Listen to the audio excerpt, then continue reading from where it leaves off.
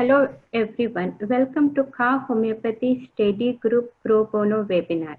We provide excellency in educational purpose of holistic approach by conducting professional homeopathic webinars that provides continuing educational credits to practitioners following principles of classical homeopathy. This study group is dedicated to provide moral support to stage 4 cancer survivors. We value and treasure human collective as our honorable peers. We bring world-renowned homeopaths to our webinars.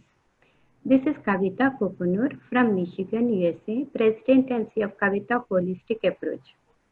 I am board-certified homeopath, outreach coordinator of CHC PR committee, encouraging homeopaths to become CHC certified. I am member of Kevin Friendly Foundation, a non-profit organization that helps to serve poor people in greater needs in India. I thank Ka Homeopathy Study Group team for the continuous support. Today's webinar is moderated by Dr. Sweta Singh and Professor Regina Rianelli. This webinar is for educational purpose only and see expert homeopaths for treatment. It is being recorded as we speak and we are live on Facebook. Today's topic is homeopathy in kidney disease. It is a wide topic, but we will cover as much disease states as possible in this webinar. Homeopathic remedies, when administered based on law of similar and considering person as a whole and based on individualization, has successfully treated several disease states.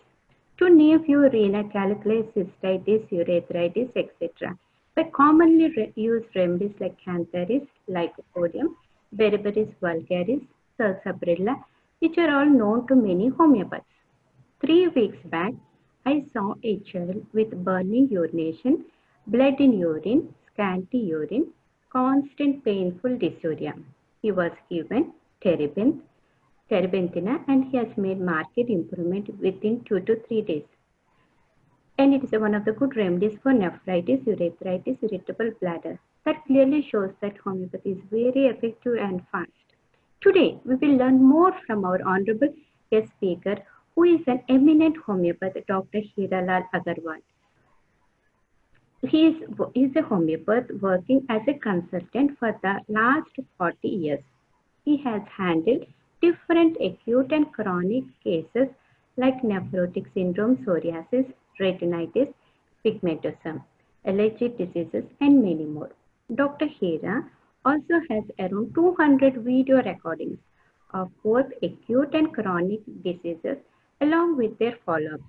He holds various positions at reputed institutions.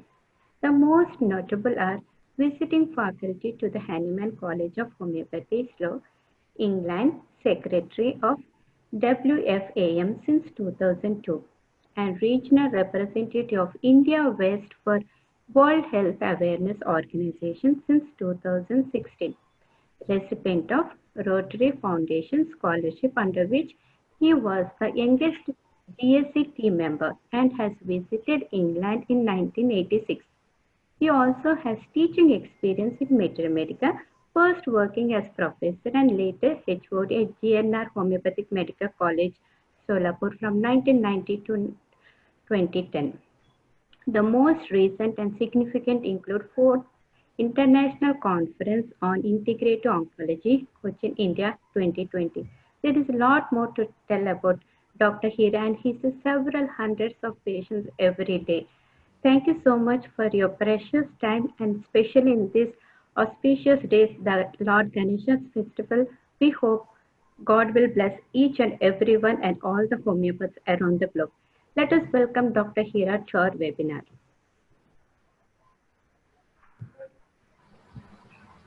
Hello, Dr. Hira, unmute yourself. Yes. Yeah, please go. Everybody is hearing?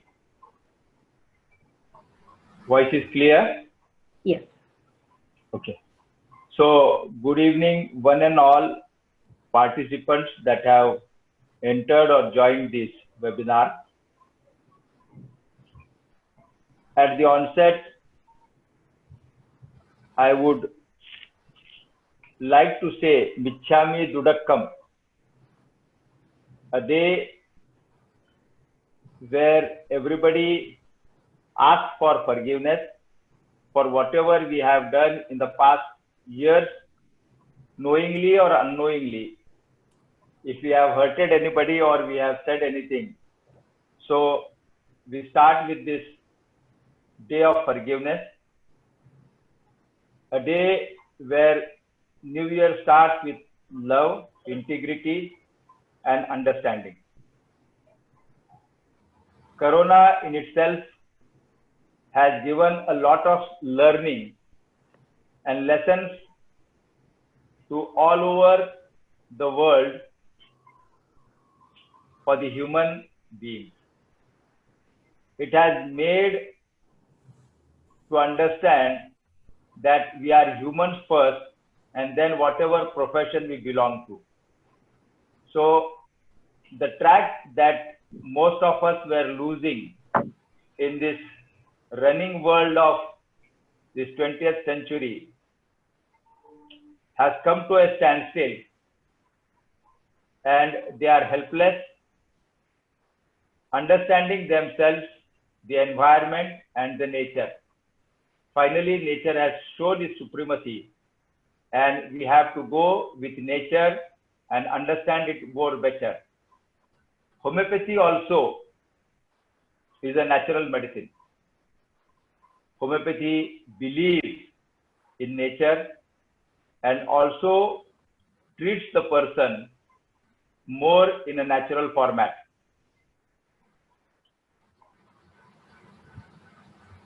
I was just hearing a video 2 days back of Dr. B.M. Hegde, a known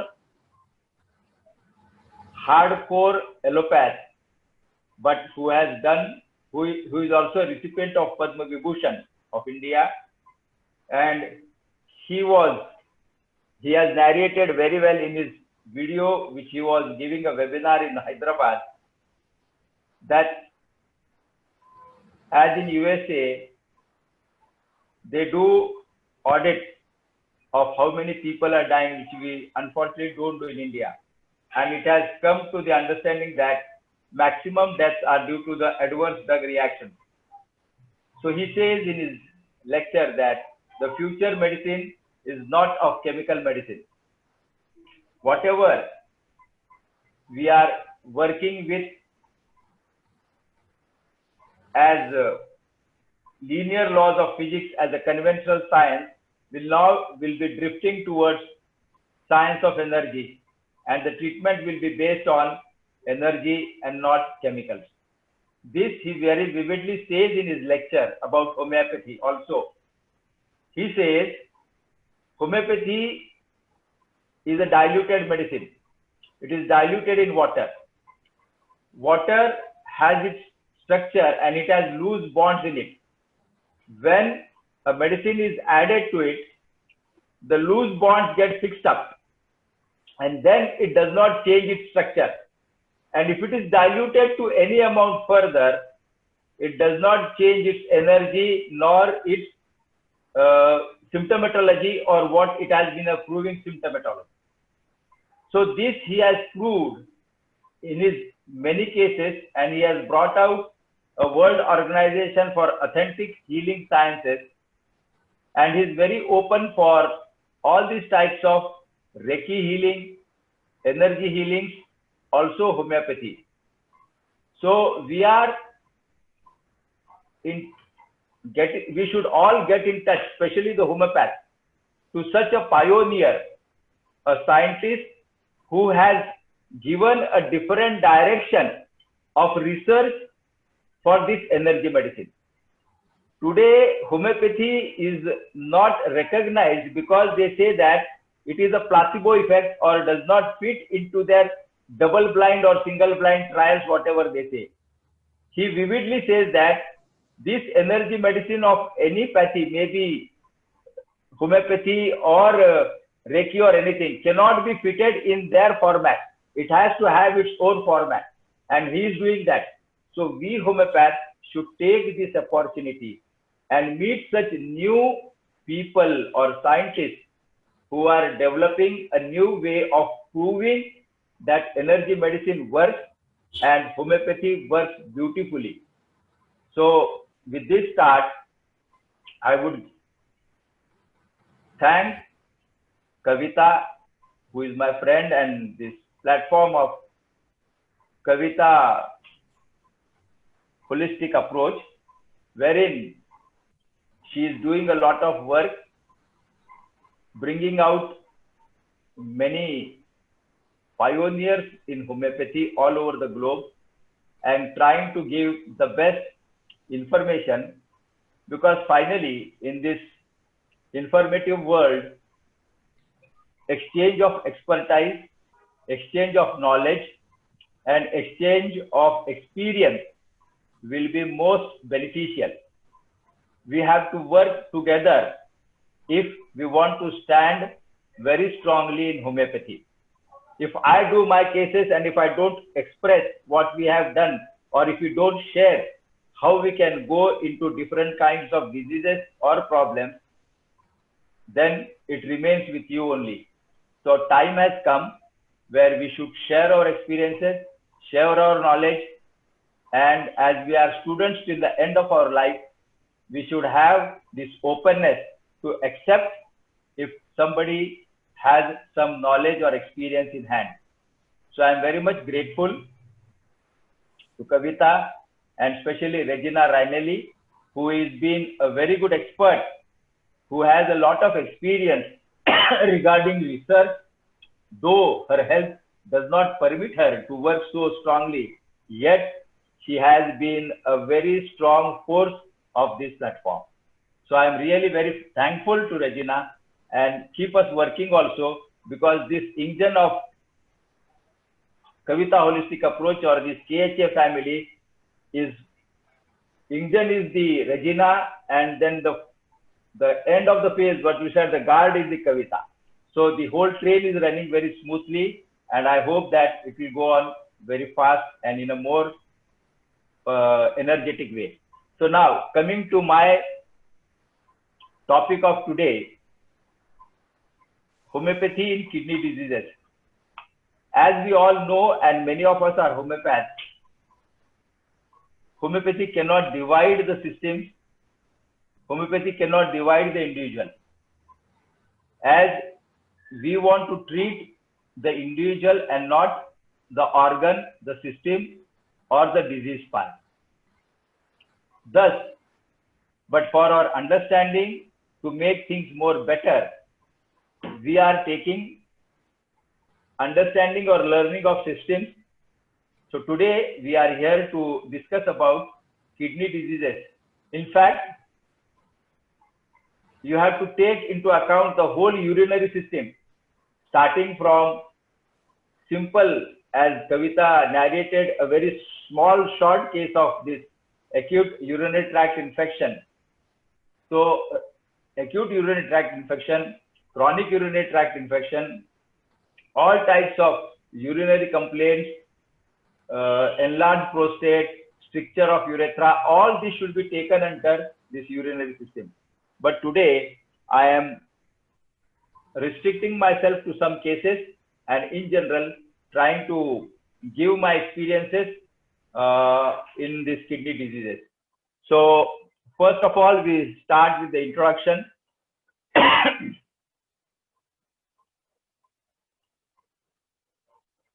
So what we have here,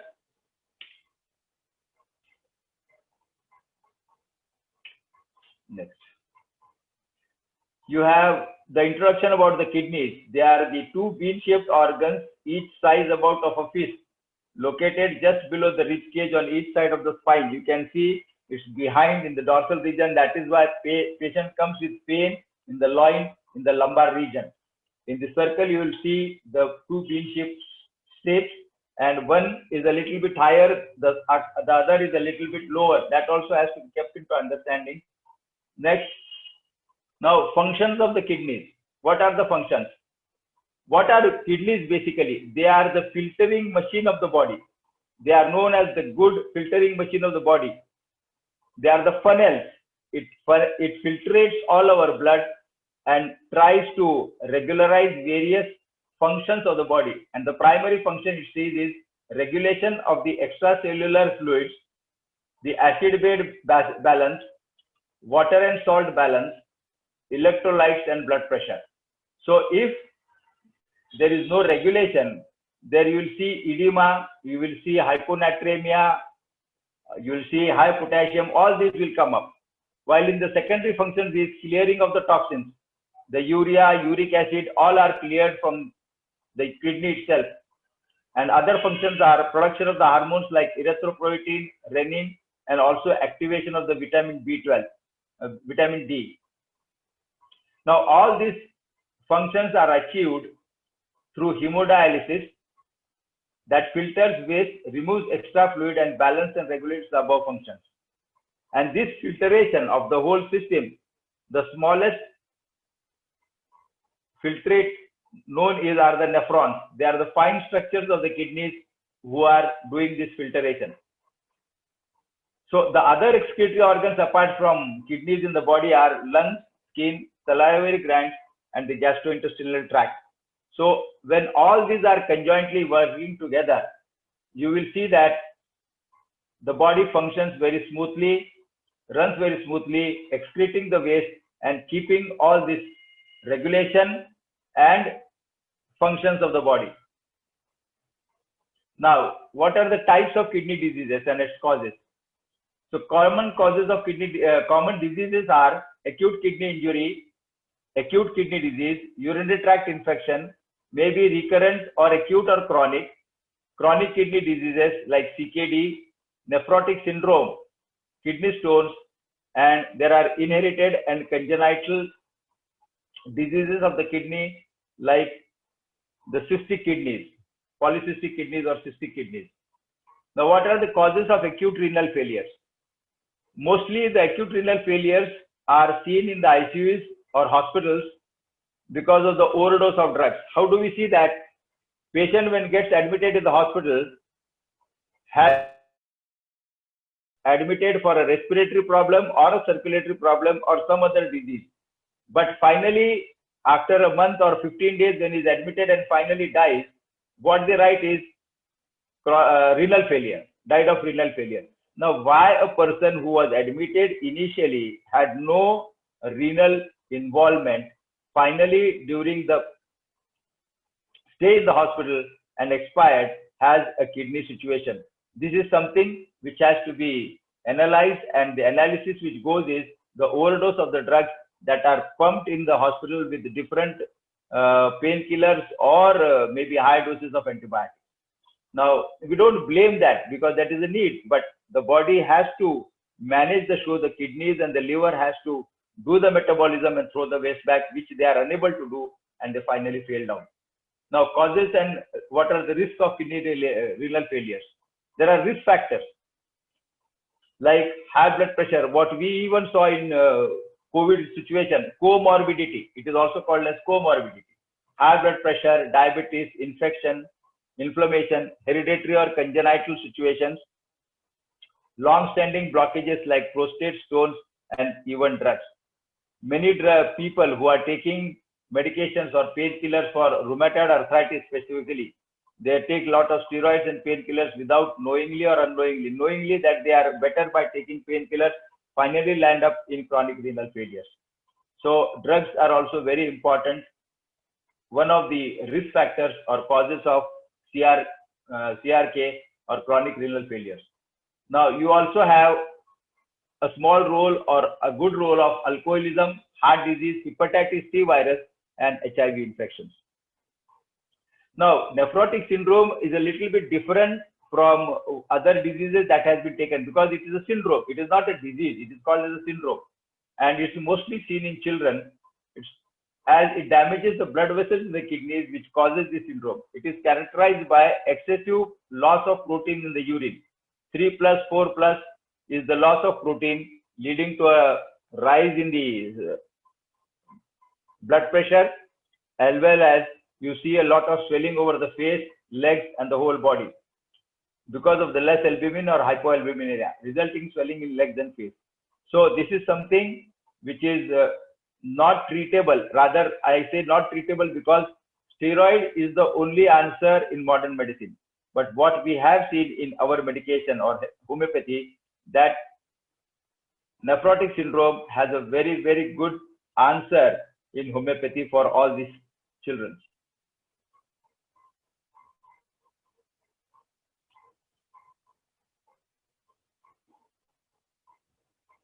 Now, this is an important situation as a homeopath, because as we say, body starts signaling or sends signals in the form of symptoms initially and then signs. So symptoms are the basic markers of the organ who is under pressure, or the organ who is under stress, or the organ who is trying to go into a disease situation.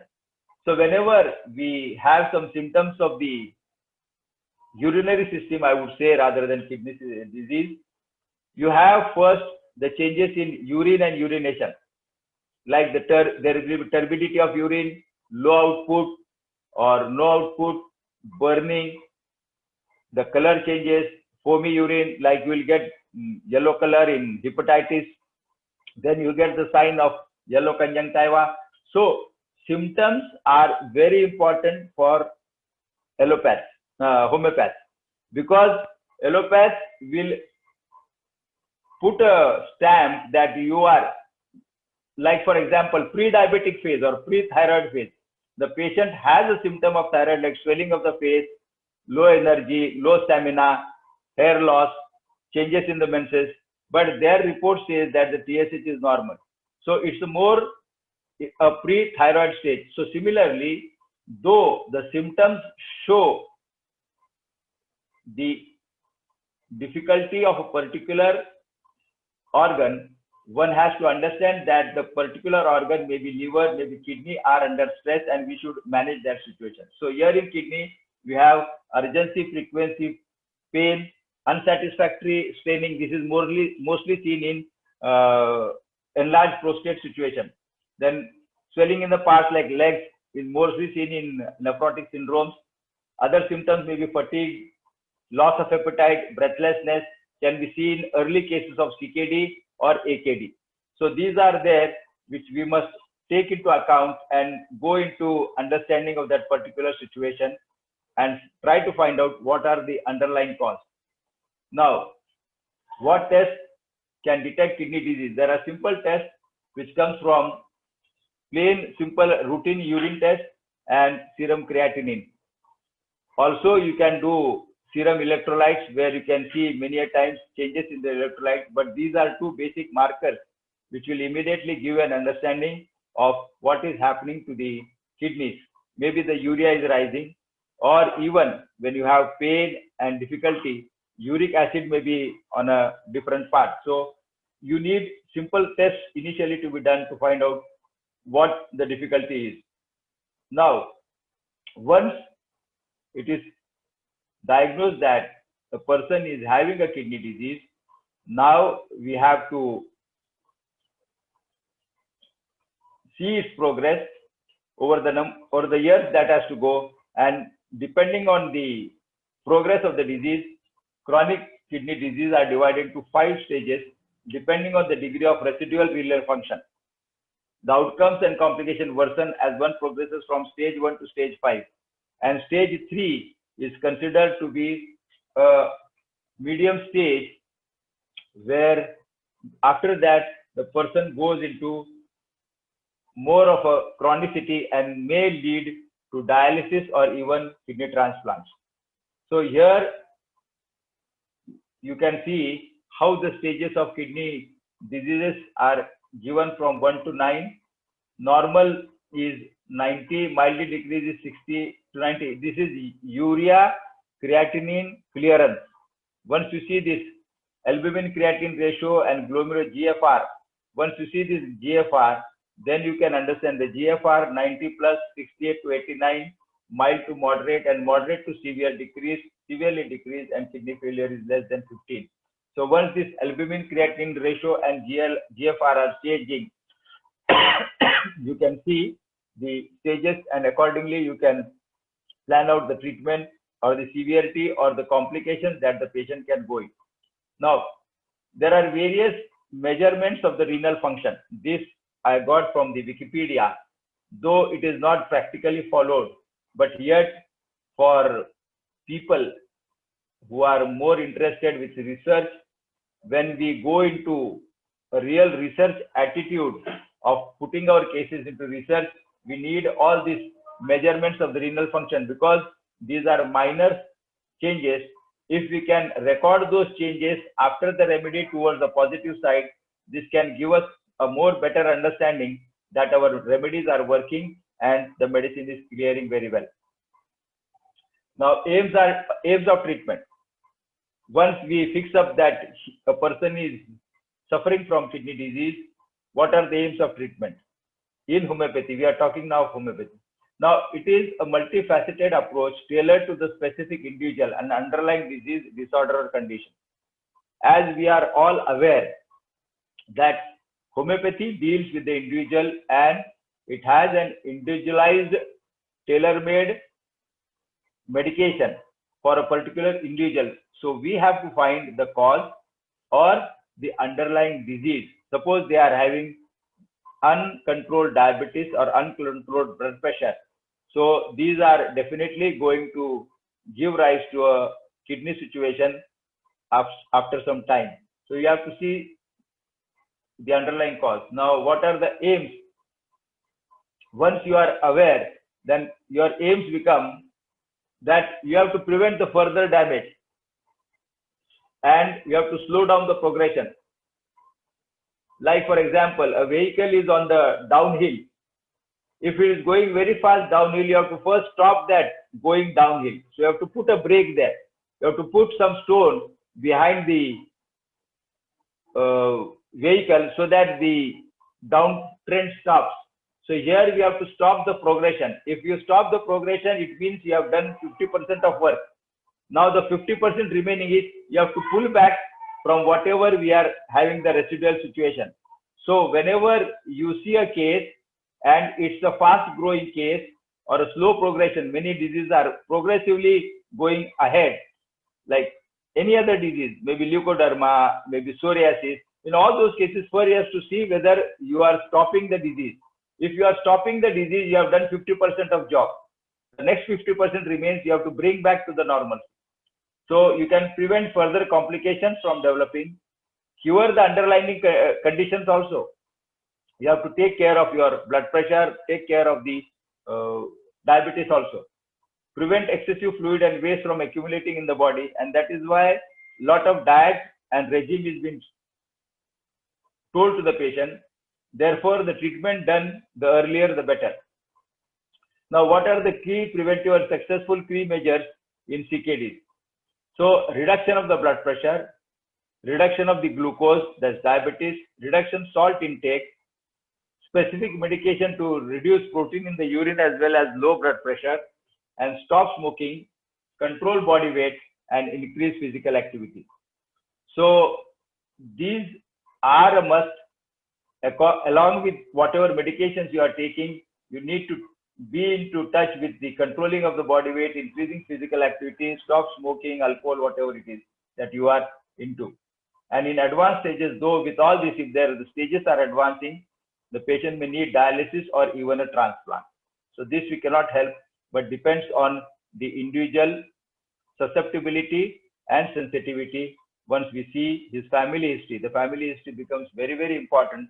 Like in congenital cystic kidneys, you have very strong family history. And if you have very strong family history, then you are going into difficult situations. Now, what is the homeopathic perspective? As you know, homeopathic perspective is totally different than modern medicine, an individualistic approach. It is not treating the kidneys, but the individual. Now, how the remedy is selected in homeopathy? There are 5 different ways of selecting or finding a homeopathic remedy. First is on the totality of symptoms, which is the basic that has been taught in every colleges or everywhere it is talked about. Second is the causative factor. If you have some cause like injuries of the kidneys, you have a cause. You have a cause where whenever there is a strong causative factor, maybe mental, emotional, or physical, it has to be taken into account, and the cause itself will give you the remedy. Then peculiar cure rare symptoms. If there are peculiar symptoms which are present, and for that you have to read Borix Materia Medica. I have a lot of, I suggest many of the young students and also even practitioners to go through Borix Materia remedy, because Cushchina magenta is one remedy where you see the thinning of the cortex. You have another remedy, eucalyptus, which is used for burning or stricture of the urethra post catheterization.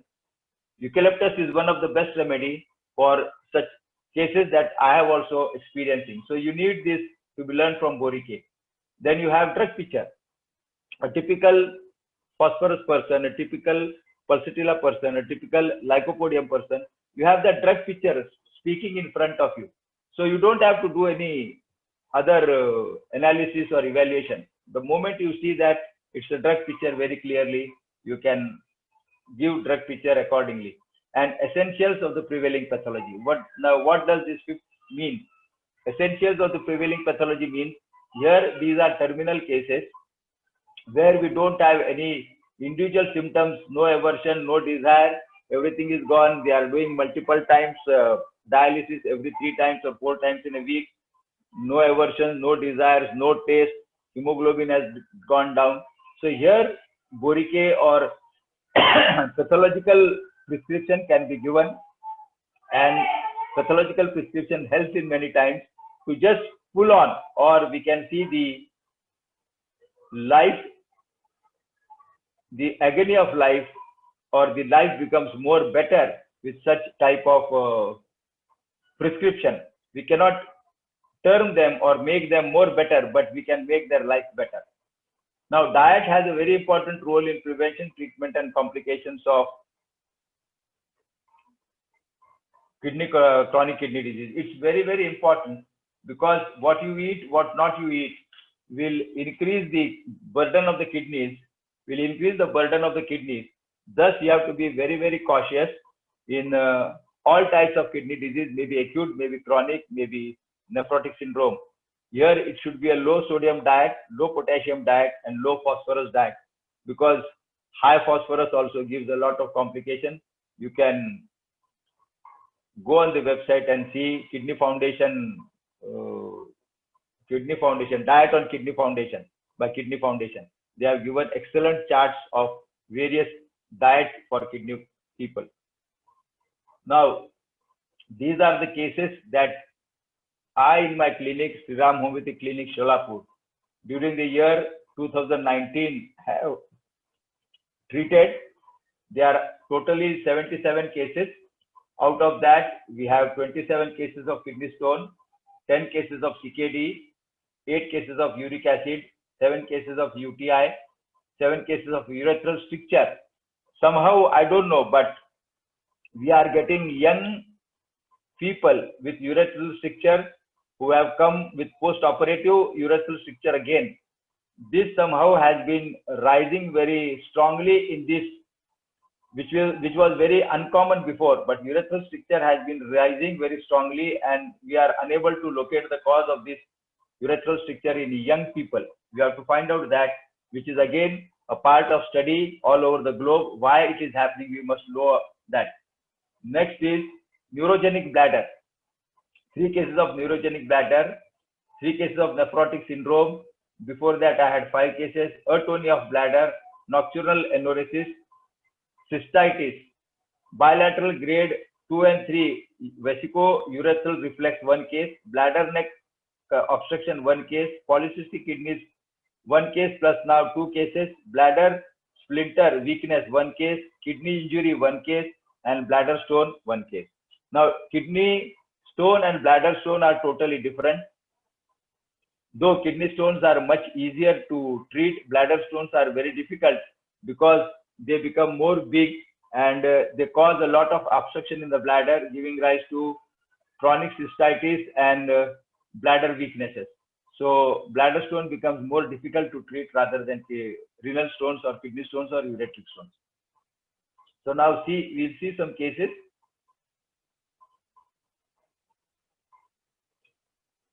Now this is case number 1, who was a driver by profession.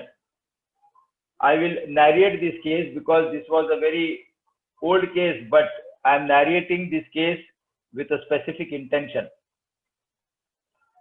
Now he came to me with pain. You can see his hand at the back of his loin. Right sided, he used to have pain, constant pain, and burning of urination, frequency of urination, fever, chills. And if you can see, his creatinine was normal, but he used to have lot of stones, calcium oxalate crystals, and also protein was nil, glucose was nil, but pus cells and red cells were there. So symptomatically he was getting better, but his pain was not getting better. He used to be better, he used to not be better. A lot of remedies were given, lycopodium, oscillococcinum, many remedies were given, but in vain. We also tried Berberis vulgaris mother tincture. But what I want to give, after about a year or so, he came with a very peculiar modality. And what was that modality? That being a driver, he needs to drive non-stop for 10 to 12 hours in the whole of the night. So, and that time he used to get the pain in the loin. So he used to take a sharp screwdriver, put the other end at the back of the loin or in the kidney region, and press it against his chair. And with a very strong pressure, he used to sit and then he used to drive. That strong pressure at a point, constant pressure at a point, used to relieve his pain, and then only he could drive. So this was something which was very peculiar to him. And then we could not find a rubric. Suddenly somewhere we found a rubric which I still don't remember, but I remember the remedy, a very rare remedy. Santanum album was the remedy that we gave him in 30 potency. After Santanum album, which says in its Materia Medica also, pain at a point and which is better by very severe pressure. Pain at points or pain in small spots, we have a lot of remedies, Pellicar and all these things, but with a very hard pressure, pressing that point is Santanum album, specifically the kidney region. And what we saw after Santanum is that he passed a lot of stones which was not even seen on the X-rays or sonography. So this is something which was remarkable in this case, that they were radio translucent stones which could not be found on the X-rays, IVP and even sonography. But after Santanum album, he passed many stones, about 3 to 4 stones, and after which he was free of pain till today. So this was a very rare case of Santanum album, after which I did not come across anybody. So this is the second case of the kidney stone. Again, very typical, because here the rules and laws of homeopathy are to be followed. Homeopathy is easy, at the same time homeopathy becomes very tough, but as we start learning, homeopathy becomes more simpler and simpler. Now, this was a very big stone, the biggest that we could treat in this whole of 5 years. Now, it was there and he was suggested at surgery, but as the patient was very poor, did not afford surgery and came to homeopathy. We were also in a dilemma whether we should go in for such a big stone, to how it was a male person, and how it could be passed through the urethra. Taking into history the right-sidedness and all other things, as usual, lycopodium was started with. We started initially with 33 times a day. no much change, but other symptoms were changing. Then we gave Lycopodium 200 3 times a day. It was for weeks, not for single day or single dose or nothing. We were giving for weeks. Then we gave Lycopodium 1 m. After giving Lycopodium 1 m for about 4 to 5 days, the stone shifted and was blocked in the urethra. And once the stone was blocked in the urethra, the bladder was full and he came out in the clinic with full of sweating and lot of breathlessness. He was in severe agony, severe perspiration, severe pain, and everybody, the family along with him were in a panicky state. And we were also a little bit, because it was in my initial days that this is the case that we have done. So I was also a little bit shaken inside. So what next to be done? If he is sent to the hospital, definitely they will put a catheter and things will move.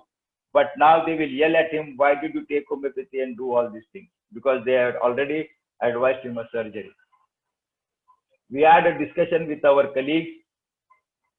Colleagues means the students who were coming to learn, and I had many of such, or 2 or 3 students who were quite there with me for a long period of time. And a small discussion gave us that this will be a question for the group here, and we will answer this question at the end. What shall be done in this case? A new remedy, a supplement, a complement, a painkiller, or the same remedy? So I would be happy to have a feedback from our viewers today, that what will we do in this case when there was a progress of the kidney stone and now it has blocked the urethra and the patient has come in severe acute agony. So we will discuss this in the question answer session, and I would be happy to have your answers in the chat box, and then somebody, Shweta, will moderate the questions and we will see how we can judge this. This was a very interesting case, and that is why I need your feedback in this case. So we go to the next case. Spasmodic urethral stricture. Now these are stories. We cannot put these in the format of our case taking, finding rubrics and all. Because when we were reading the repertory, you have in the repertory spasmodic urethral stricture.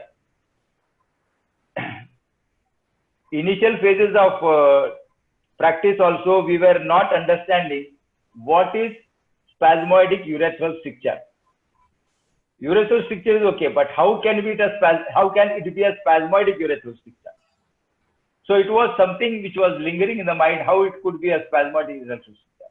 So this was a mill worker who was working in the factory, and he came to us because he was advised surgery and he could not, the urethral stricture has to be removed and they had advised him surgery.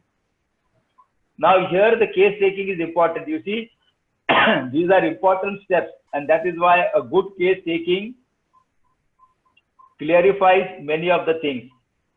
Here in his case taking, he said that the urethral stricture is intermittent, not a regular phenomenon. Sometimes in 8 days, 15 days, in a month, it used to come and go back without any medication. But when it comes, it's there for a day or two, and it's very difficult and painful. So this initial information itself gives an understanding that this is something intermittent, not a regular phenomenon. So there has to be something which is coming intermittently and giving rise to this type of stricture situation. But unless he comes in an acute, we could not understand what was the cause of that acute stricture he was having. So we had given him an instruction that though you are asymptomatic during the time, we are unable to guess you what is really happening with you. So whenever you have a stricture, you should immediately come to our clinic. And then suddenly one day, he came at 7 o'clock in the morning. It was around 7 o'clock in the morning that he came.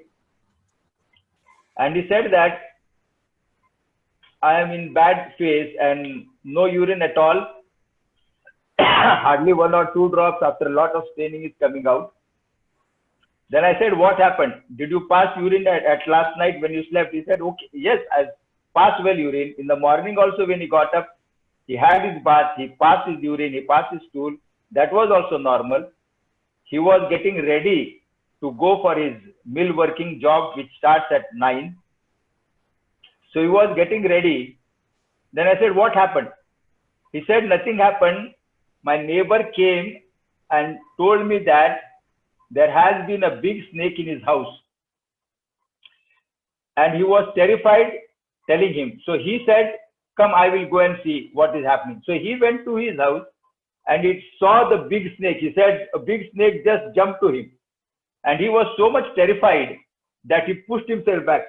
He said, I was so terrified and pulled myself back. And the moment he said, the picture came up. That was a small story he narrated, after which there was a spasm and he went into an acute stricture. That was enough for us to give the remedy. Who will tell the remedy? Anybody? This again will be a question for the viewers in the question answer session. We will be happy. I will be happy to understand. I have given you the narration. I have given you the story. Let us see how many people click the right remedy. Let's see. These are the small tutorials. From these small things, you will get more better understanding and you will be able to have your confidence in treating cases more betterly and more easily. It's not that every time you need to analyze cases. That is why Materia Medica, pardon me? We got some answers from our viewers. Yes. Regina ma'am said Thuja. Then Dr. Deepa shared ailments, sudden fright, fear. Rajni Bakshi said clematis. No, what is the remedy? What is the remedy? Ailments from sudden fright, fear, remedy. Dr. Nikita Agarwal said gelsemium. And yes. Dweep Ganguly said aconite. Yes. How many people said aconite? Only one, Dweep Ganguly. And Dr. Kavita also said aconite, Dr. Ashok Madan aconite, Dr. Seema Sultana aconite. Now everybody is saying aconite. So whoever said aconite are really had caught the remedy. Aconite, suddenness. It is that suddenness. Gelsemium has a slow progression. Gelsemium will not be sudden. Suddenness. Opium also has elements from fright, but they are from old fright. Something happened in the past and that fright is still remaining inside is more of opium. But here it is suddenness and it is short. It goes in a day or two. Once the fright goes down, the spasm is released. So it was aconite, which was the remedy, tenem on tongue, and in 5 minutes he passed about huge 500 cc of urine and he came back heartily. The moment after, you can see the laughing face in the first before you see the grim face. So it was aconite tenem. Here, potency is important, as also in the first case I have to say potencies. As we understand,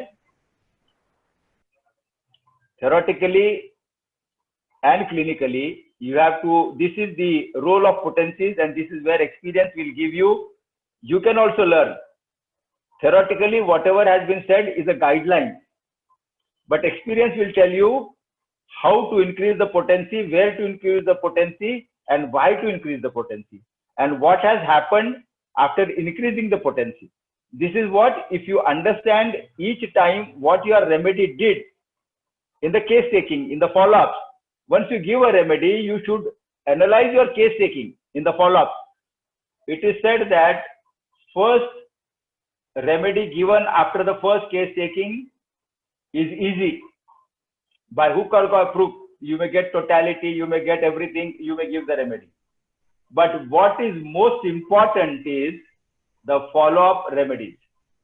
Whether you have to give the same remedy, whether you have to repeat the same remedy, whether you have to give a supplement, a complement, an intercurrent, whether you have to wait or you have to change or you are on a wrong direction. All these questions you have to pose to yourself after you gave the first remedy, and if you can analyze that properly, you will see what next to be done. And many times it is seen that you have to keep mum for some period of time and things start re-enveloping or rescheduling, and you can see a beautiful change. And Today Dr. in a Meera, homeopathic world, yes.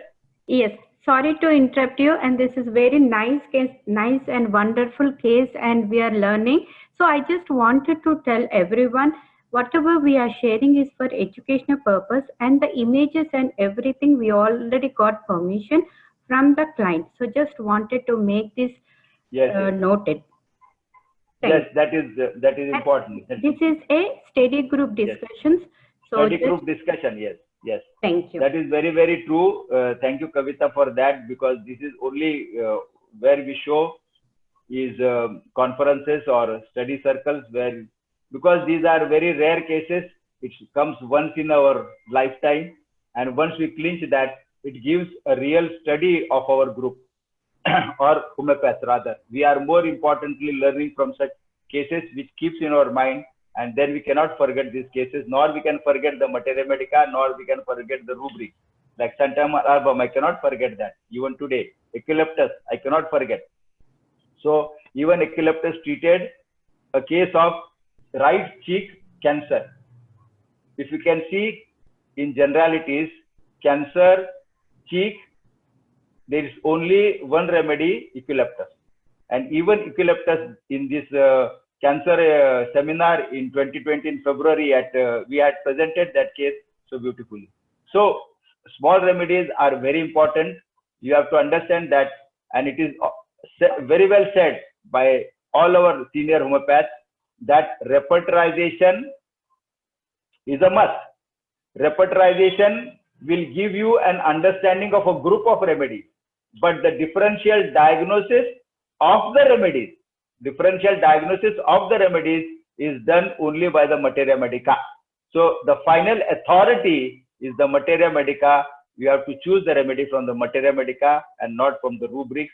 They give you a set of remedies that is there. So your repertorization should be good so that you can find such small rubrics. I always say to my students and every practitioner that you have to find, whenever you are going to the repertory, find rubrics with single remedies.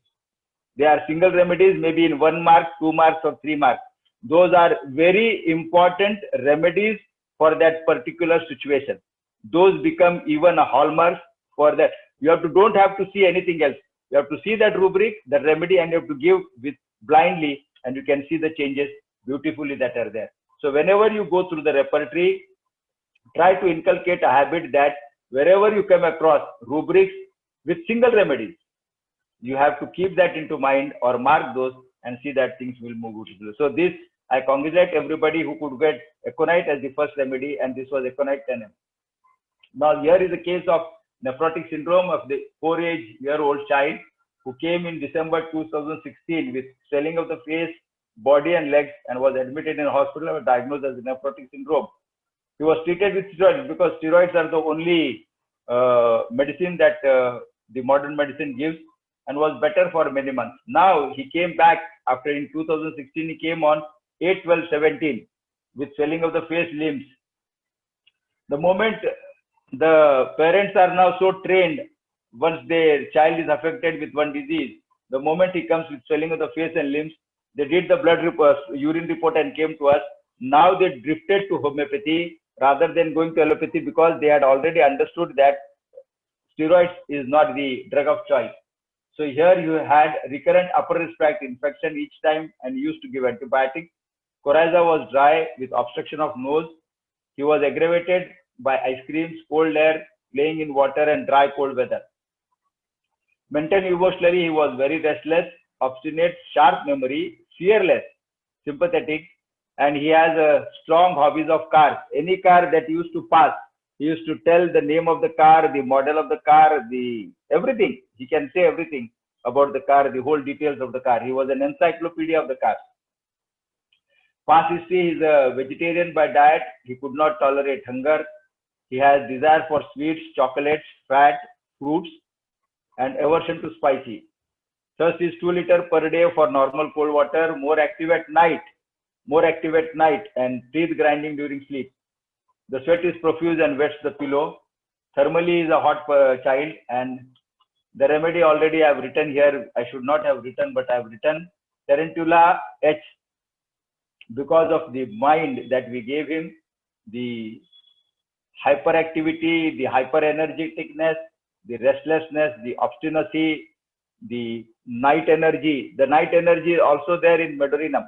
It also has a lot of recurrent upper respiratory infection, but it is more with severe discharges, yellow, green discharges and all these things.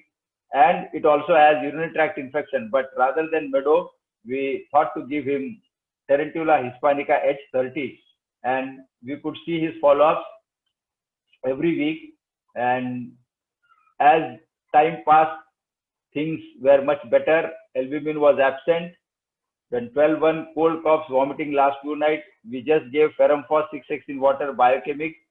Ferrumphos and Calimur, these are good remedies at an initial phase of any start of any illness, maybe fever, maybe coryza.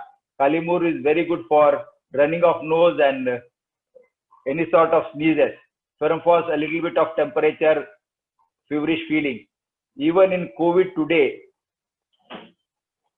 the discussion with the task force which came from Bombay, Ferrumphos 30 is been suggested as one of the remedies for the initial phases where they are mostly asymptomatic or maybe having mild fever, coryza or little bit throat. So Ferrumphos has worked very beautifully even in COVID. So COVID in itself is not a disease new to homeopathy, because it is one and part and parcel of influenza virus itself. If homeopathy has treated in the past all sorts of influenzas, all sorts of epidemics and pandemics, today also homeopathy has a very strong role and can treat very beautifully this pandemic. But unfortunately, we have been deprived to have a direct role in this situation, and we are working still as an adjuvant but having very good results with homeopathy even with an adjuvant situation. So that was out of the topic. We come back to the case, and what we saw here that he started changing with Tarantula, and finally one night he had inflammation of the right testes and swelling without any history of injury or throat pain, rattling cough, no thirst, needs the mother constantly. Was given because he was having fever and parents were panicky. They gave Calpol at night, and here I gave him first time Pulsatilla 200 in water. In water, because he was having fever and the pain of the testes were very strong, the swelling of the testes were very strong. So we have to put or dissolve Pulsatilla in water, and every 3 hourly 1 teaspoonful has been to be sipped. So it's like millisimal potency, but not exactly millisimal, but it's more diluted, and every time they have to stir and give it. So this is the situation which helps, which I have read in books, but I cannot tell you where I have read that. But this is way during acute phenomenon, during acutes, maybe fever, diarrhea, cough, headache. You have, when remedy is given in water frequently, it stimulates the immune system very frequently. It charges it very strongly, and slowly the immune system gallops and it comes to a very good standstill or base, or balances itself very well. Then you can go back to your normal course of 3 times a day or 1 time a day, whatever it is. But that has seen very good changes during acute situation. So, and then we gave saccharum lactose, and till today we gave a dose of interpolated, a dose of tuberculin 1 mg, because then after about 2 months of time, he came with teeth grinding, which was very strong, but had not gone totally. From 3 marks, it has come to 1 mark. Now here one more thing I have to give you an understanding about marking of the symptoms. This is very important in homeopathy, because unless until you mark your symptoms, what is the intensity of your symptom, the grade of the symptom, you are unable to guess in your follow-up the intensity has changed or not changed. Because a person will say breathlessness or pain, intensity 3 marks. After 2 or 3 months or 5 months, he still says pain and breathlessness, but the intensity is 1 mark. So if the intensity is going down in a chronic case from 3 to 2 to 1, it shows a very good progress of the case. And thus, intensity has to be taken into account. That is one part. The other part is, depending on the intensity, when you choose the remedy also should have the same intensity as the symptom the person is presenting. As we saw in this case of aconite, there was a sudden fear with a very acute shock. If you see belladonna, the fever has to be that high, 3 plus, redness of face, heat of the body. He is just flushing out things. So when you have that intensity, then only belladonna will come up. The suddenness, the intensity, high roller, high dollar, all that is at a high par. Then only you will select belladonna. That time you cannot select gelsemium or euphorbia. So the intensity plays a good role for a homeopath because they are the yardstick, they are the marker to find the progress of the disease, whether the disease is progressing in a good way or a bad way. So that also has to be taken. Many people don't take now, but if it is taken, that will be good for their understanding. So here teeth grinding was still there. Hyperactivity was down but not gone.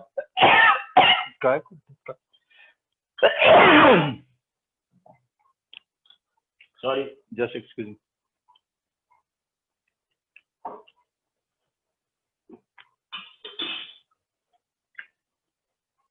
Sorry.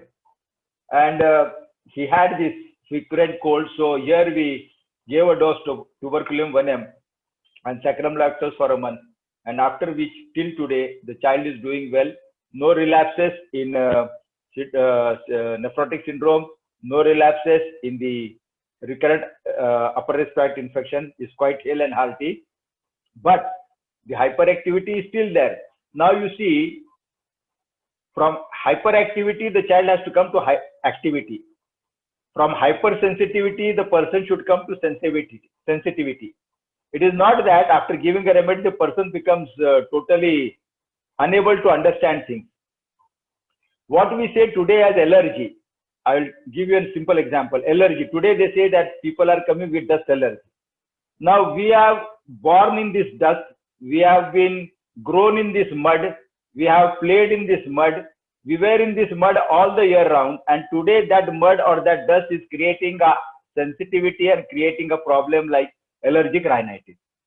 So when people come saying that I have an allergy, and to allergy to what? To mud, which you are very used to before. So it is not an allergy, but it is a hypersensitivity that has been developed because of some situation. And many a times you can see that hypersensitivity has come from a mental emotional plane. The person has been hurted somewhere and the person becomes more sensitive or more emotional or more closed. And the moment they become more sensitive, you can see the hypersensitivity on a physical level in this form of different allergies. So that hypersensitivity, once you give the remedy, has to come back to a normal sensitivity. Like they say that a child comes with recurrent tonsillitis. They cannot even eat a teaspoonful of ice cream even in summer. You see what is the sensitivity. Even in summer, the child is unable to eat a teaspoonful of ice cream. That is the sensitivity, 3 marks. If in winter, if he eats, it's okay. Somebody will have, that is a normal sensitivity.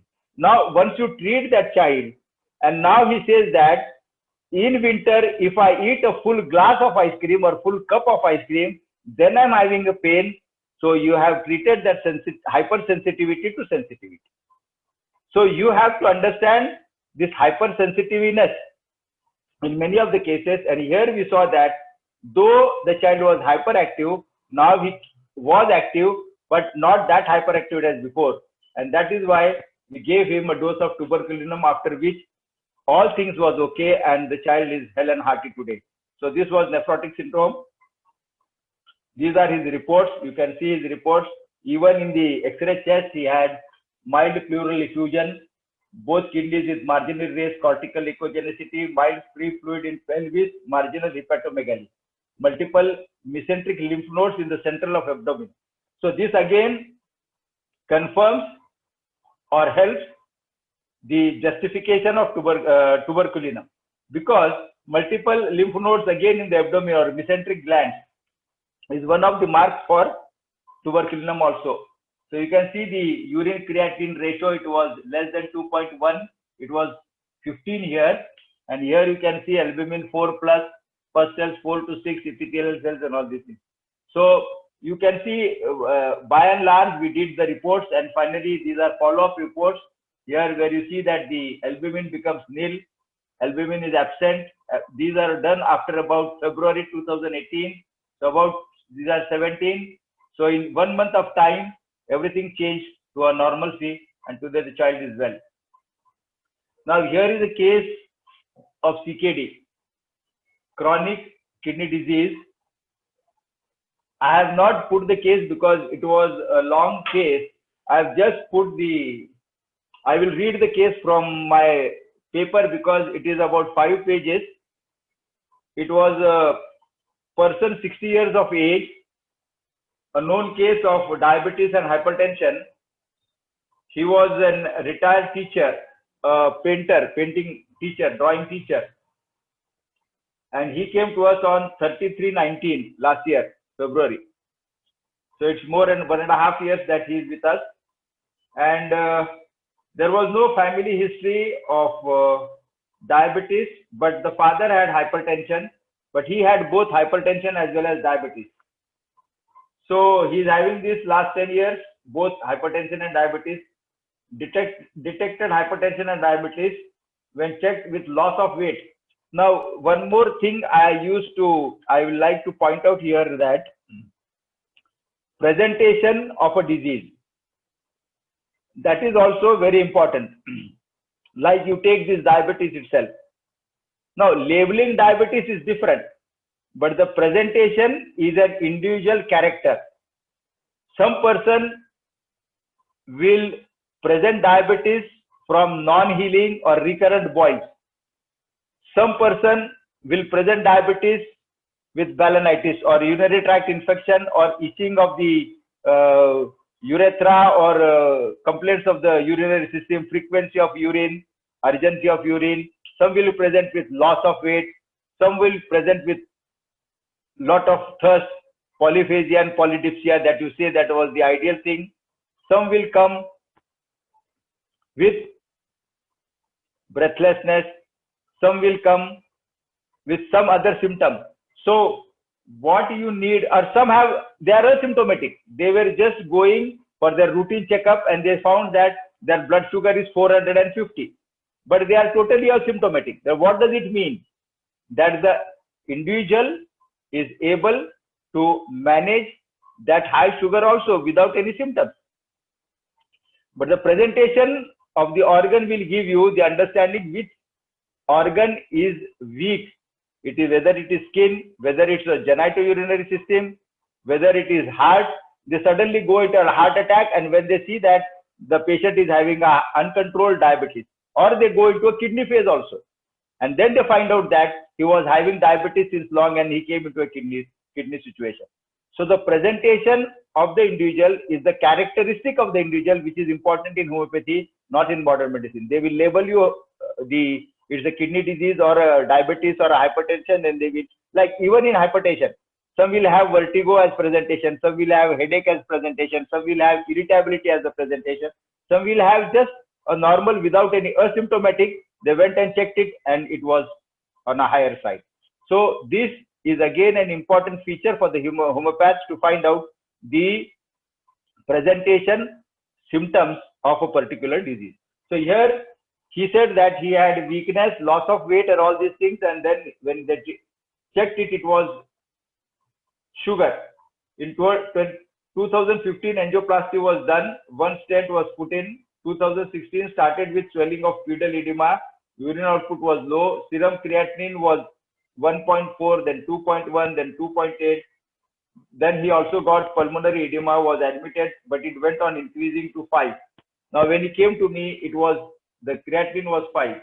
He was already on Ecosprin Gold, all these Rosavas, Minipress, Pan 40 and Nicoran 5 mg. Now, when he came to us, serum creatinine, eye complaint was vision disturbances. Many people will come with vision disturbances also, and they found that their blood sugar is high. So this individual characteristic, this is an individual characteristic, the way he is presenting. He had acidity also, edema on legs, sleeplessness, and what is important, I will tell you, dreams sometimes gets up, does not remember the dreams.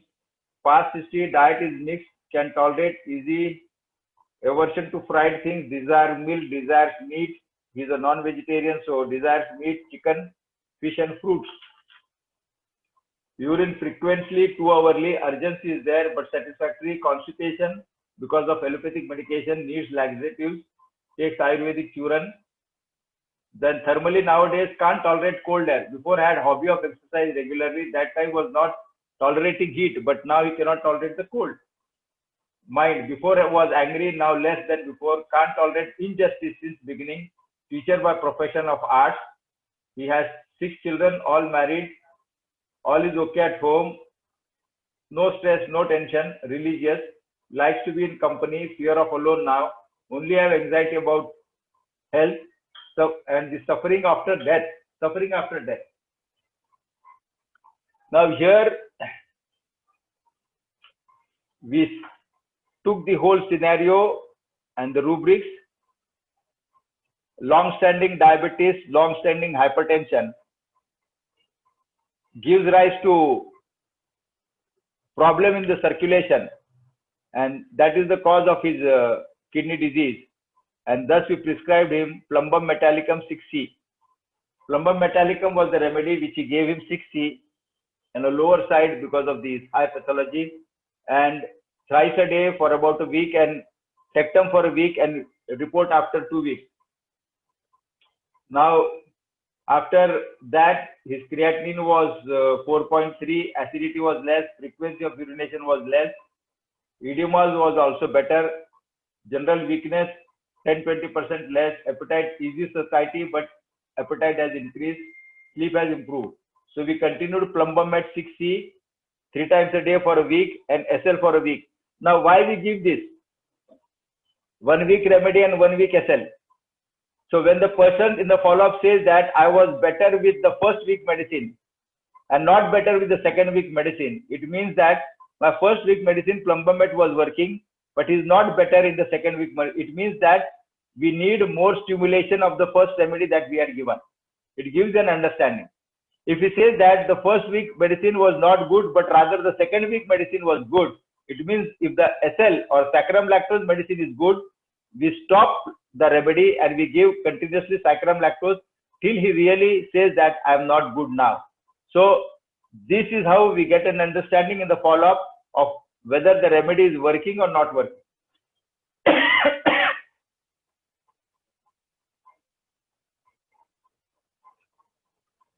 Now he says that acidity has increased after starting with the second week medicine, that is SL. Appetite has dropped, burning in chest and nausea, bitter taste in mouth, had loose motions 2 days back due to sun exposure, weight is going down.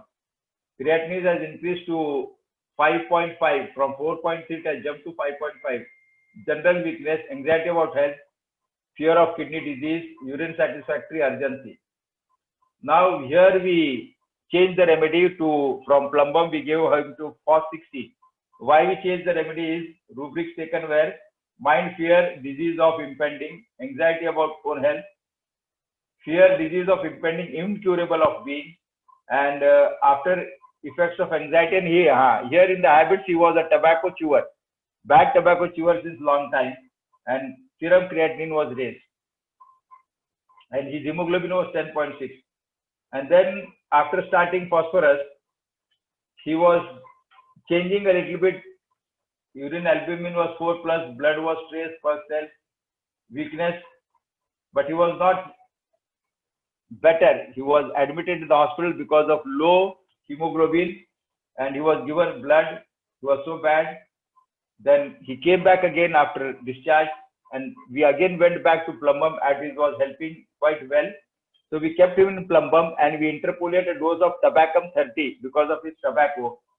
And what we saw that after Tabacum, things moved more better.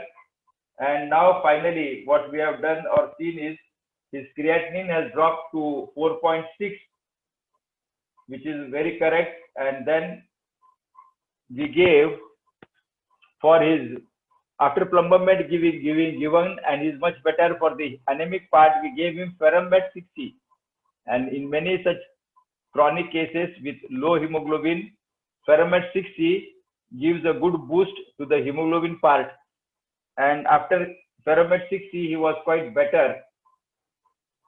So we continued Ferrum med rather than Plumbum.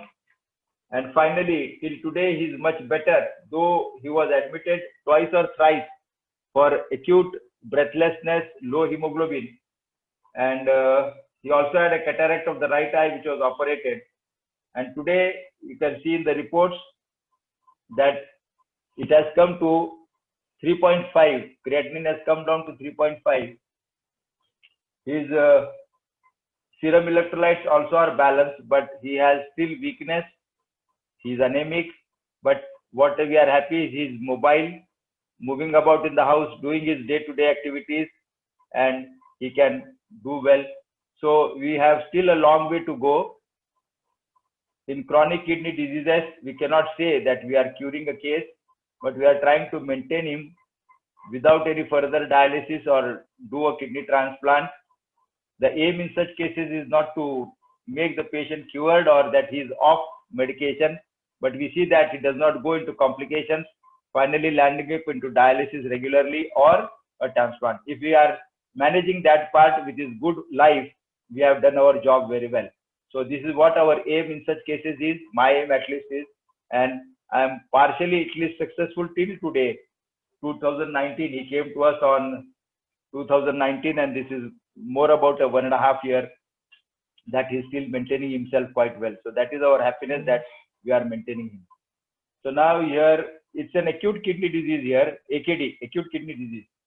This is a 54-year-old gentleman, known case of hypertension, presented on 28/7/20, recent 2 months back, with loss of appetite, nausea, aversion to smell of food or even looking at food, weakness, breathlessness aggravated by walking.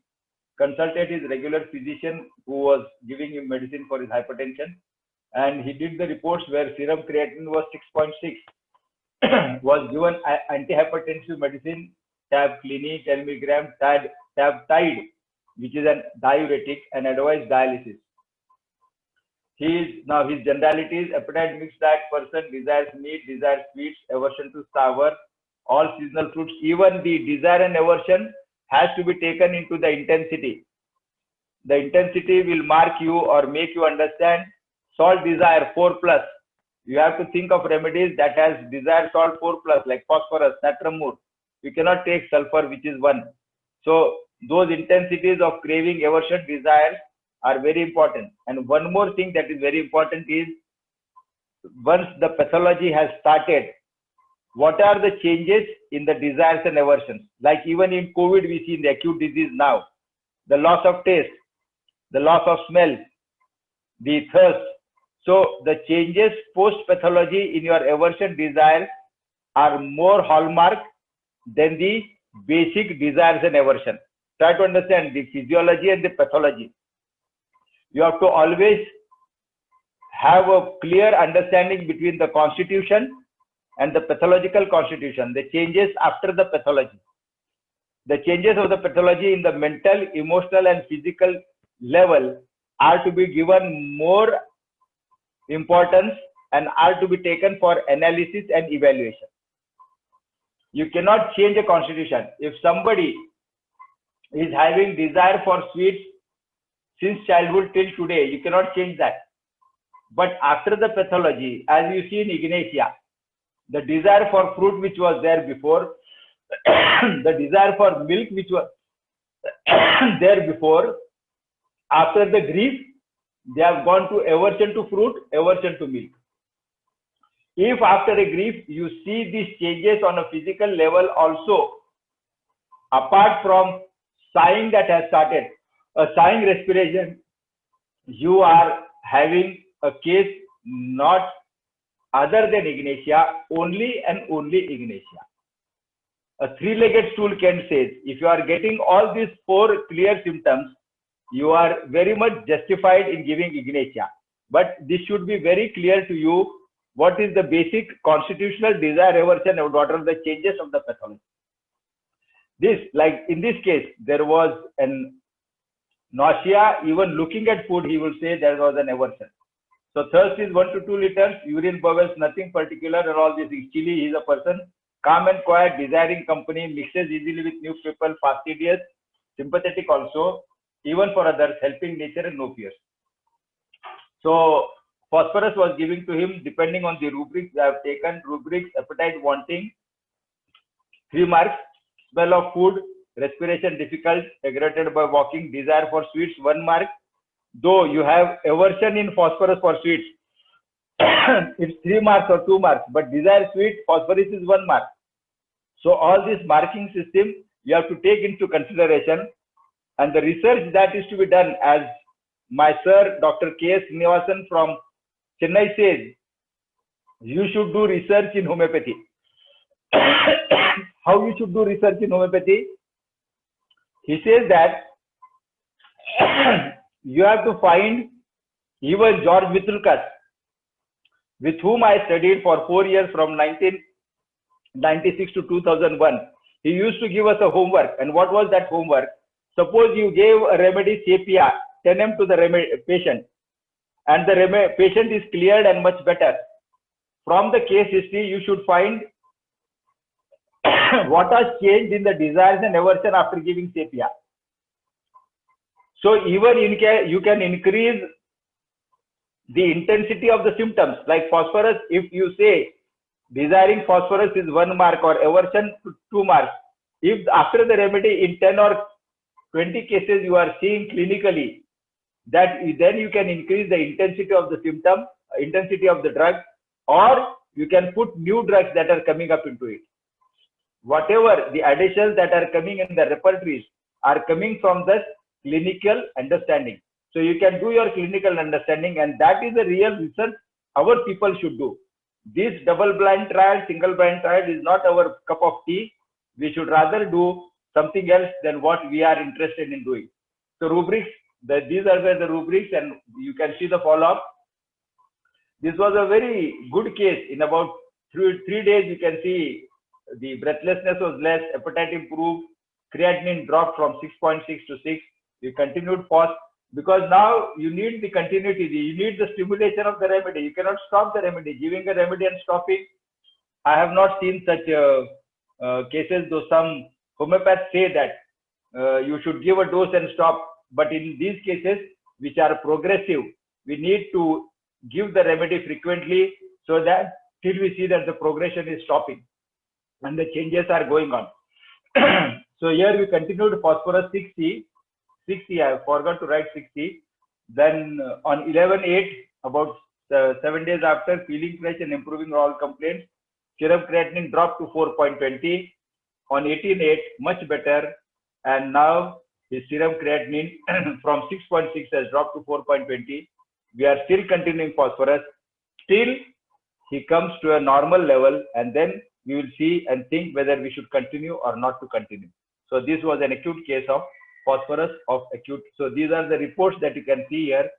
The dates are also there. The first report of 6.6, then immediately on 3rd, in about 3 days of time, you can see it's 6. and then you can see further 4.20 and now 3.6. So this was a so good sudden change that we are happy about, and this is where we enjoy our job, we enjoy our profession, seeing such beautiful results that are coming up. So this is what homeopathy will give you. If you are doing good job, you will be so happy seeing the happiness on the face of the people, your patients, and that you cannot compare with the money that one is getting, or you can get a money. Comparing money to the joyness, it's moneyless, priceless. That joy you enjoy, that makes you so happy internally and makes you more healthier and makes you more energetic, that keeps on going to see more and more cases. So this joy of life, this joy of profession, this joy of created by homeopathy, I cannot forget, and I feel that each and every homeopath student or the senior person must enjoy this homeopathic profession by getting results in homeopathy. So this is one case, because we are talking about congenital kidney disease. This is polycystic kidney disease that has come recently. This, I have just started the treatment. I cannot say anything, but I wanted to present this case because we are getting these cases. I have shown you in the graph different types of cases. Polycystic kidney disease are very difficult. His father died of polycystic kidney disease 3 months back, and now he also did the report, and accidentally he came to find out that he is also having a polycystic kidney disease. Now we should battle with this case because this is a dominant genetic disease. It's a dominant, it's not recessive. One is dominant genetic kidney disease, polycystic disease, and the other is recessive. So this has become a dominant because father and immediately this elder son is having. So this will be a case really tough to handle, but we will do our best to see what best we can do in this case. Maybe in our next seminar we can present this case with this follow-up. So now the references that I have taken here are the RAR software we use for our synthesis treasure edition. The stages I took from the Google. This is the link. Measurement of renal function. This is the link.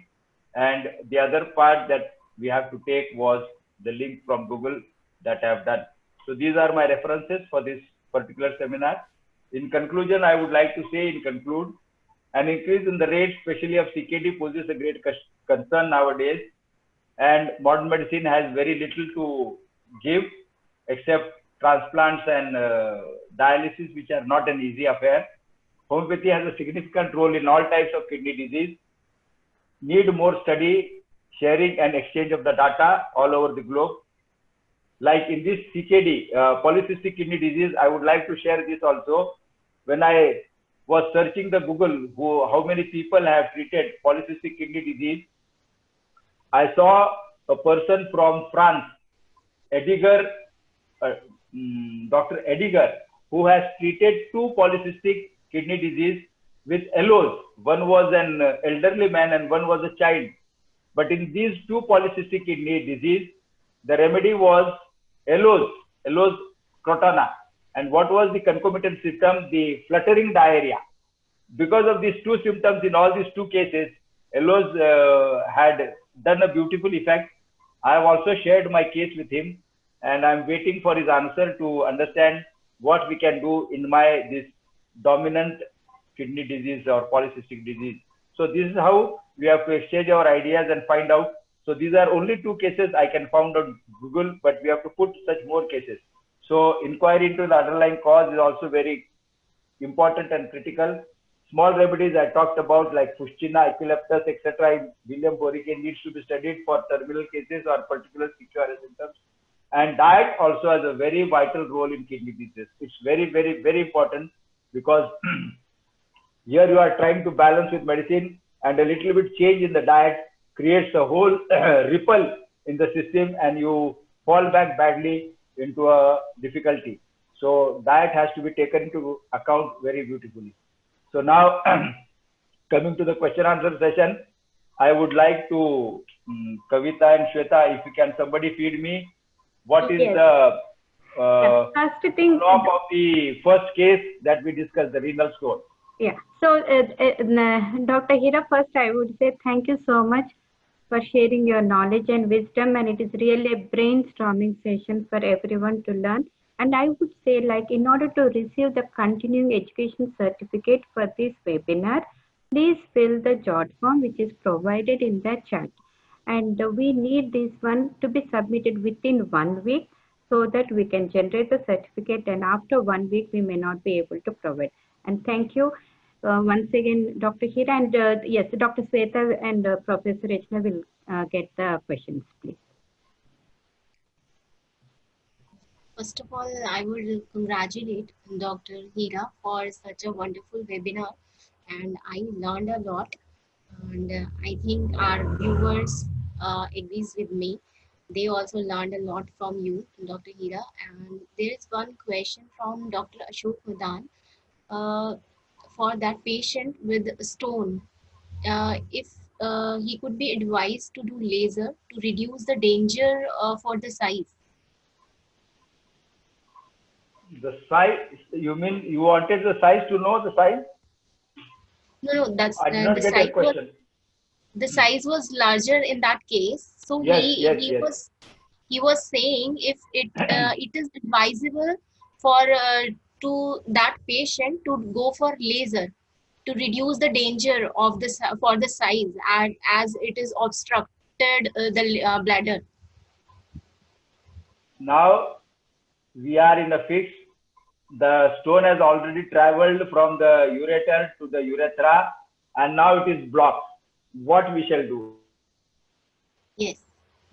The medicine made it travel from the ureter, and now it has, being big stone, it has now come and blocked in the urethra. And he has come back in a very acute phase of sweating, breathlessness, pain, and severe agony. The relatives are also in a panicky state. What shall we do? Here, the philosophy will work. Answers like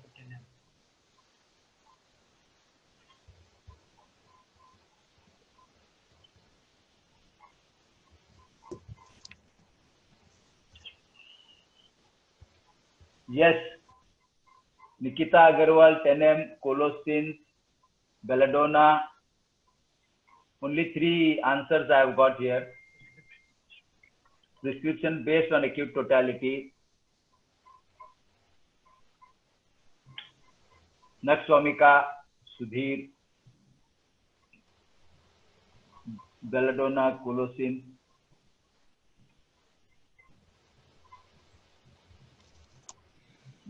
Now you see, as I told you, here the philosophy has to be understood. We started with Lycopodium 30, then 200, then 1M. What we saw in this case was 3200 did not do well, but when we started 1M, there was a descent of the stone from 1M to from the ureter to the urethra. So it was the first remedy, Lycopodium 1M potency, which made it possible to move from the place.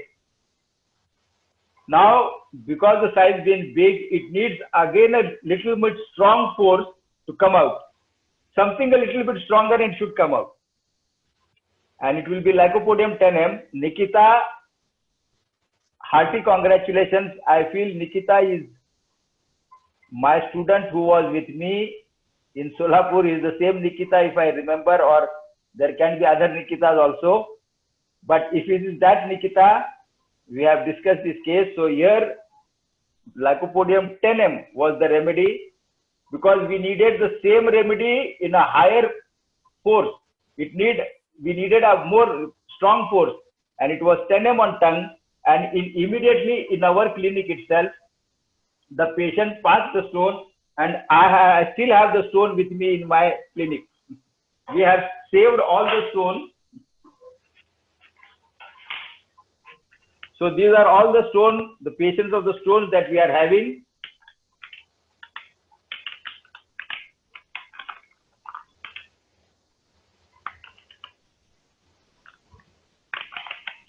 brown wala, brown.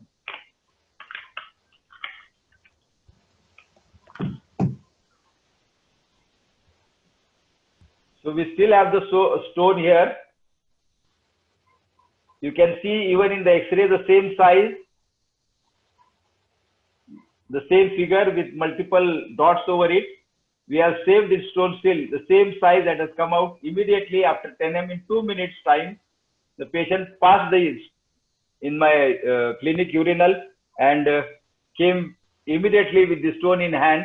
And this was the joy that I could enjoy the philosophy, the working of the philosophy, the understanding of the potencies. This is what one has to understand. And once we start, that's why we said creating mistake, but here mistake was unpardonable. You cannot do a mistake here. This is an unpardonable mistake.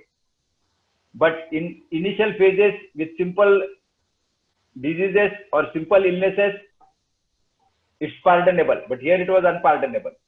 But that gave us an understanding. If some remedy is working and there has been a block, if it is not working, then two roads come up: same remedy, higher potency, or an intercurrent remedy. There are questions that you should pose to yourself. If you are trying to put an intercurrent remedy, there has to be a symptom. I'll tell you the crux of the story now. If you are trying to give an intercurrent remedy, in that acute totality, here somebody said, find the acute totality. The acute totality remains the same. The stone, the blockage of the stone, same symptoms are colloquium. There is nothing except pain, but that pain is natural because of the block. The pain is natural, the sweat is natural. It is but natural when there is such a strong acute stricture. So it is there. So when you take an acute totality in a different way and you have some new symptom, which is again a very prominent symptom of which was there and has become more prominent of maybe tuberculinum or medorinum. Like biting of nails have been very strong now. From 1 mark, it has gone to 3 marks. Lying on abdomen is the same. Desire for fat, desire for salt has increased. And you still have urinary or cold complaint. Medorinum as an intercurrent, you are justified in giving. So intercurrent remedies that we talk about can be intercurrent or can be the first remedy also. You can start a case with medorinum, or you can start a case with tuberculinum. You can start a case with carcinosin. It's not that they are always to be used as intercurrent. But when we start a remedy with these nosodes, there has to be a symptom totality of that particular remedy. When you give that remedy, it becomes a symptom totality, not an intercurrent remedy. But during an intercurrent phase, it is not just because you are giving intercurrently because there is a block and I have to give tuberculinum or sulfur or medorinum or thuja. It cannot be done that way. During giving of the intercurrent remedy, there has to be some strong symptom of that particular remedy. Then only you are justified in giving that remedy. This is an underlying statement. Keep that in mind.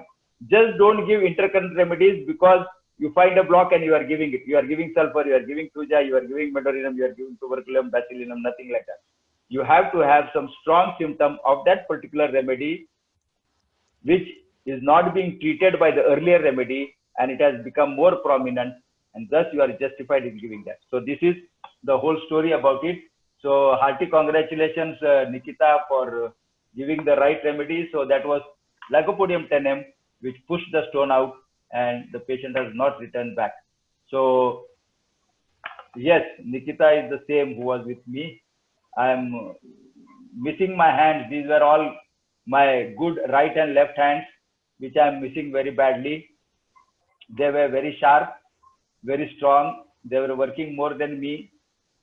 We were seeing cases. Till I see the case, they were doing the analysis in their computers or in their books.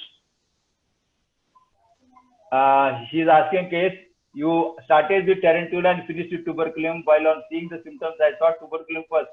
So can you differential diagnose with tuberculum and tarantula? The first remedy I gave to a tarantula because as I told you, he was very much hyperactive. The hyperactivity is also there in tuberculum. The coldness is also there in tuberculum. What was marked in Tarantula was his nature of nastiness, which is not there in tuberculinum. Tarantula, while going, not only will just push somebody, will pinch somebody or pull the hairs of somebody. That is Tarantula, not tuberculinum. So that nastiness with hyperactivity goes more in favor of Tarantula rather than tuberculinum. So that was the justification for Tarantula as the first time. Anything else?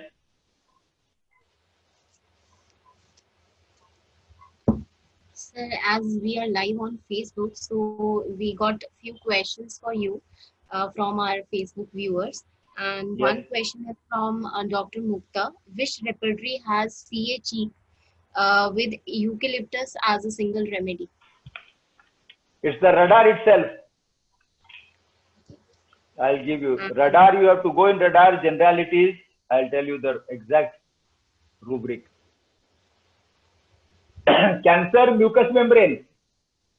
You see in radar generalities, cancer mucous membrane, and it is only eucalyptus.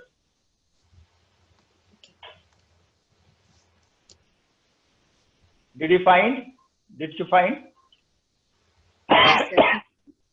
Dr. Vidhi is asking, as you're using eucalyptus for stricture post-catheterization, are you using that in mother tincture or which potency? 30. 30 potency. So, sir, what will be the repetition? What will be the Repetition of doses. 3 times a day. You see, stricture is a pathology that has been formed there very strongly. So now, pathologically, thiocyanamine also been given, but when we don't find a remedy, we also give thiocyanamine because it is said that scar tissues is being removed by thiocyanamine. So we cannot give one dose and wait. We have to give constantly to remove all those scarring that has occurred.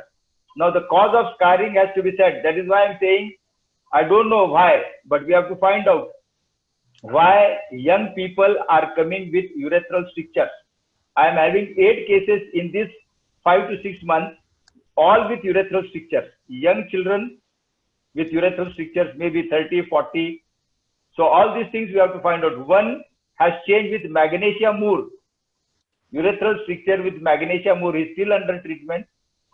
He also did surgery once and he needs dilatation every 3 to 4 days. We gave Magnesia Moore because there is a fight in the family, tussle between family members, wife, mother, father and himself. And that if you see, tussle in the family members, Magnesia Moore with acidity and aversion to milk. I did not take the stricture into consideration.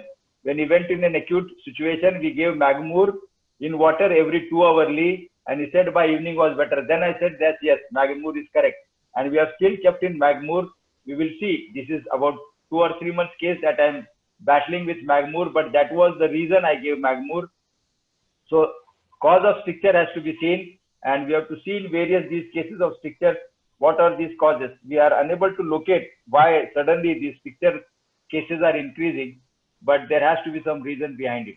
So these are the concerns and things that we should all discuss, think about it and come to some understanding. Like suddenly PCOS is rising, hypothyroids are rising, infertilities are rising. What are the causes of these things which were never before? We never saw infertility clinics in our times. We never saw thyroids or heart diseases in our times. Hardly one man used to go to USA to do his heart surgery. Now every day, hundreds of surgeries of heart have been, transplants have been done. Why? We have to find out all these cases. Cancers are increasing. People who are not eating tobacco, not having any habits, women who are coming with cheek cancers or oral cancers. Why? All these are putting questions to us, especially to homeopaths, because modern medicine are just treating them with chemotherapy or whatever they have in hand, but hardly anybody has a time to do research on this situation. Even now in COVID, they are saying like in chikungunya, post-chikungunya patients presented with chronic arthritis or also leading to rheumatoid arthritis. So now we are having not only this COVID acute situation that to be managed, but also you will be overwhelmed that you will get more cases of respiratory diseases, chronic respiratory diseases after this COVID situation. They are thinking of fibrosis of the lungs, bronchiectasis of the lungs. There should be a lot of damage to the lung tissue post-COVID. So be prepared, try to understand, try to learn, and try to do the best. Hope everybody will be okay. Be safe, be healthy, be at home, be together, and keep on sharing. Thanks a lot once again to one and all for sharing this Sunday at this midnight expedition in India. 9 o'clock, everybody is go to sleep, but still everybody is quite awake coming for this session. And I'm very much thankful to Kavita and Regina to be so long in the webinar and keeping us charged. They are keeping us charged, and we hope that we still need to do a lot of work. One that is said that